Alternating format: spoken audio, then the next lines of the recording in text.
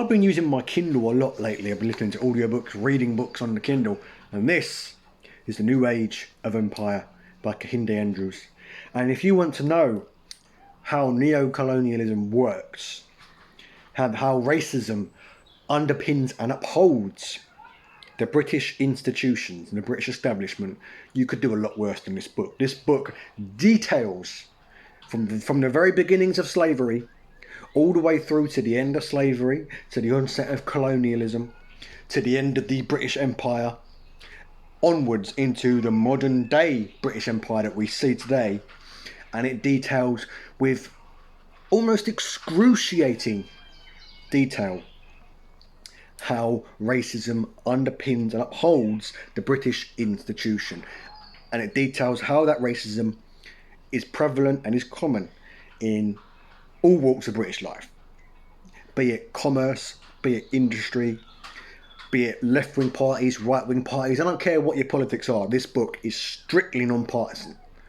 It will detail how racism, particularly towards people of African descent, has underpinned ideology, philosophy, industry, economics, commerce, everything in our society since time immemorial.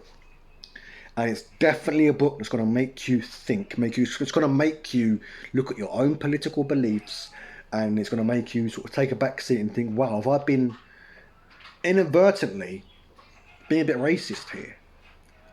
Is the beliefs which I hold, are the beliefs which I hold upheld by racism, be it explicitly, or be it a bit more subtly. For instance, as many of you may know, I'm a borderline communist, and in this book, Karl Marx does not get an easy ride either. In this book, Kehinde underlines how Karl Marx's philosophy was Western-centric. It was white-centric. He made little to no fault of the people in Africa. Little to no fault of the people in the third world.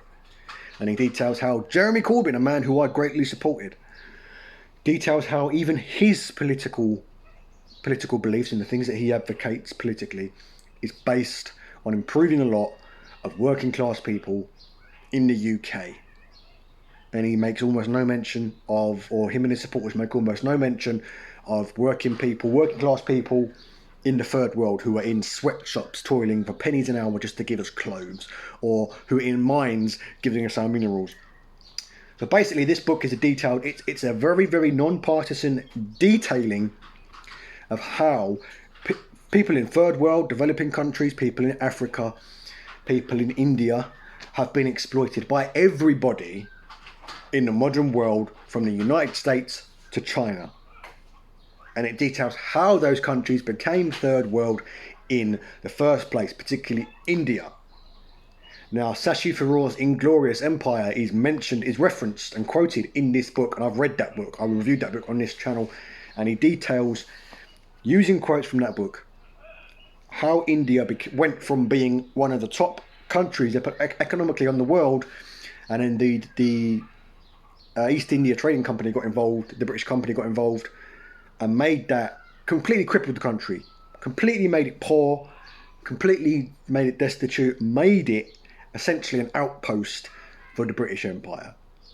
And Kehinde details how that was the case not only in India, but in a variety of African countries. How these countries have been systematically robbed of their wealth. Because, as many of you may know, a lot of African countries are very, very rich in terms of minerals and the resources that they have.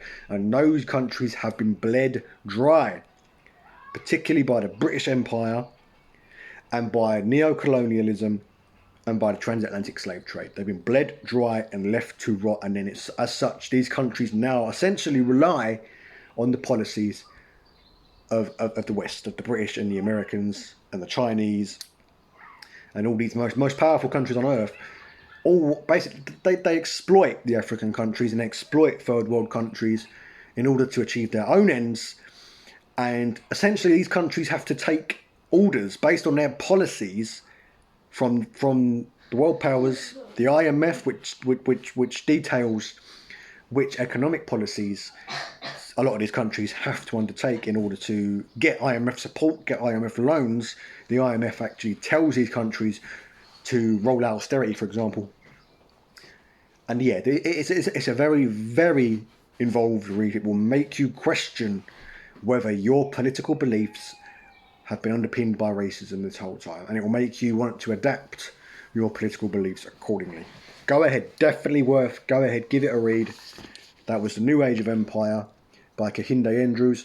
Out of 100, I've got to give it 100% because it is unashamed in making you question your beliefs. It's unashamed in attacking whoever it needs to attack, criticising whoever it needs to criticise for being either explicitly or subtly racist, and holding those people to account. So give it a read. That was Kehinde Andrews, The New Age of Colonialism.